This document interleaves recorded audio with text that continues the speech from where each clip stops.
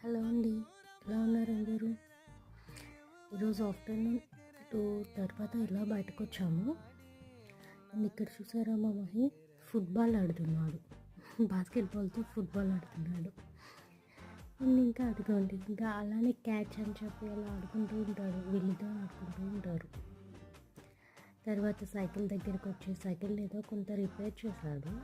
ఏం చేస్తున్నావు అని అడిగితే చూడండి ఎలా చూస్తున్నాడు, చాలా సీరియస్గా అలా చూస్తాడు.